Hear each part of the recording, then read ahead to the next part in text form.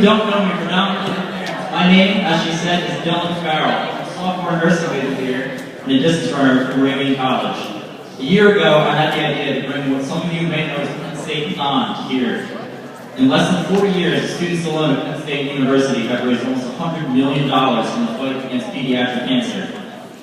This will be the year that they finally break that barrier. A year ago, I asked myself, what was so great about Penn State? Sure, they may have the numbers, but over the past year and a half, I've realized that with enough heart and dedication, Moravian College can fight just as hard as Penn State can.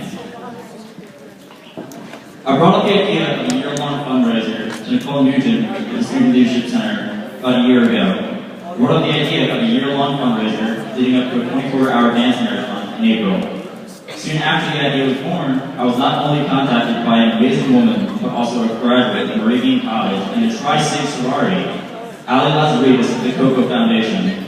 The Coco Foundation is a non-profit, Bethlehem-based organization in support of pediatric cancer in the Lehigh Valley.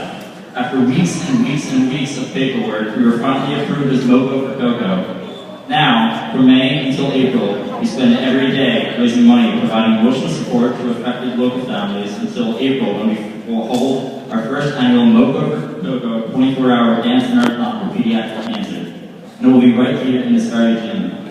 We expected such a noble cause and an amazing opportunity to spread like wildfire around Moravian's campus. But since then, it has been a struggle to show the student body what this truly means. Well, today, out of more than 40,000 children across the country diagnosed with childhood cancer before the age of 16, and out of more than 32,000 of them being survivors, are being two of the strongest I've met in my 8 years of experience with the illness. The first, Tyler Santiago, a 15-year-old soldier from the area who was recently diagnosed with pediatric cancer.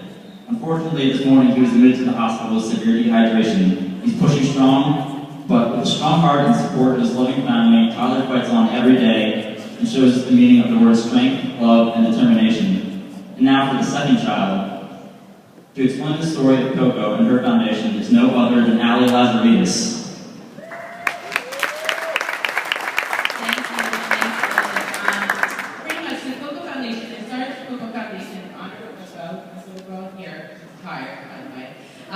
She was diagnosed with a juvenile type of leukemia when she was 3 months old. And she was treated at Children's Hospital of Philadelphia, had a bone marrow transplant when she was 7 months old, and required about 6 to 7 months of hospitalization. But when she came out of it, she's been in remission for almost 3 years, doing absolutely awesome. She just had a long day today, so she was tired. So the Coco Foundation came about, not tired. The Coco Foundation came about when she came home from the hospital. I was thinking how I could help these children that I've seen so much happen to over the past 6 months. So I decided to move forward and go on and help them by creating a mission statement of raising funds for pediatric cancer research, helping families go through treatment with financial assistance.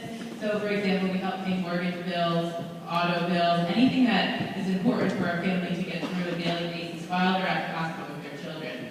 A lot of these parents have to quit their jobs, get laid off from their jobs due to their children's illnesses, so this is a major issue and just emotional issue in many families that we see. And then we also raise awareness about the disease, blood donations, and bone marrow donations as well. And a major part of what we do is the financial assistance, which I just talked about. When Dylan approached us, that Moco For Coco fit in perfectly with our organization. So we're very excited for this, and I know that you guys will do great as a former student here at Moravian. I know you guys have a lot of spirit, and we're really excited about this. And I think it'll be great. So thank you so much, Dylan. I'm very proud of you. You guys are doing great. You guys should be very proud of yourselves. And I think he has something special planned for you. So here you go. Now for the actual halftime entertainment. For this, we will need at least 5 volunteers from the audience, preferably under the age of 15. So if you have any children in the audience that would like to participate, we would love to have you guys. Go. You're not shy.